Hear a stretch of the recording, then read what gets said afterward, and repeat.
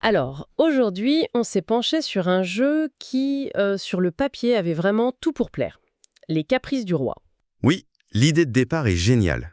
Tenter de satisfaire un roi complètement imprévisible en formant un gouvernement en 6 tours seulement. C'est une mission quasi impossible. C'est ça? Il y a ce thème politique, un peu tenté d'humour. On se dit que ça pourrait presque rappeler des situations réelles, mais en pure fiction, bien sûr. Bien sûr. Du coup, la question qu'on a posée dans notre analyse, c'est est-ce que ce jeu est un petit coup de génie royal ou juste une lubie un peu frustrante? C'est exactement la question. Et la première chose qui nous a marqué, c'est l'objet en lui-même.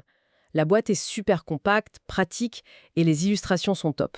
Ah oui, le travail de Louis Génard et Jocelyne Millet est excellent. Ce style un peu cartoon, vraiment loufoque, ça donne le ton tout de suite. On s'attend à un jeu drôle. Oui, et c'est là qu'on a eu notre premier petit décalage. C'est un point qu'on a vraiment voulu souligner dans l'article. Ah oui, Mais le thème, c'est le faste royal, la cour.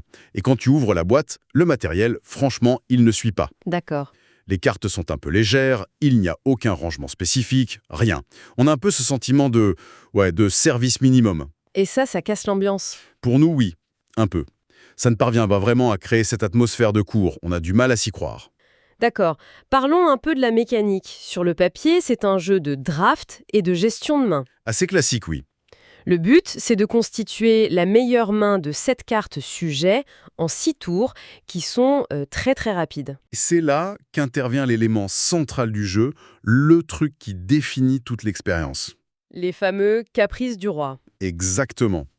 Et ça, honnêtement, ça met un beau boxon. C'est le mot qu'on a utilisé. C'est-à-dire? Eh bien, ce sont des objectifs qui sont révélés au hasard.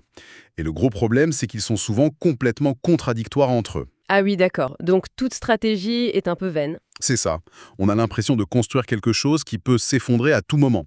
Du coup, notre analyse a montré que le jeu devient très chaotique, très opportuniste, Plus que stratégique en fait. beaucoup plus. On passe son temps à réagir, pas à planifier. Et le ressenti en jeu, ça donne quoi?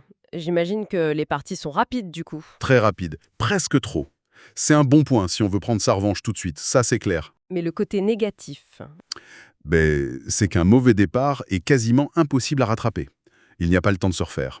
Et comme tout le monde a les mêmes objectifs, on se marche dessus en permanence. D'accord. Ce qui explique le verdict un peu en demi-teinte de notre article. Oui, on a conclu que c'était une semi-déception. Ce n'est pas un mauvais jeu, hein, attention. Non, non. Mais l'alchimie ne prend pas. Une fois qu'on gratte un peu le vernis, on l'a trouvé un peu moyen, un peu fade, voire calculatoire. Finalement, il nous a paru dispensable dans une ludothèque.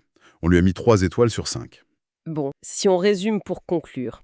Les points positifs, ce qu'on a aimé, L'humour sans hésiter, la durée des parties, très courte, et c'est un jeu de draft qui fonctionne bien à deux, ce qui est assez rare pour être souligné. et dans les points négatifs, ce qu'on a moins aimé, il y a donc ce matériel de qualité moyenne. Et surtout ce déroulement trop chaotique, trop dépendant du hasard. C'est ce qui crée la frustration. D'accord. Au final, notre pensée de conclusion, c'était une petite analogie. Les caprices du roi, c'est un peu comme une réforme des retraites. Ah, carrément.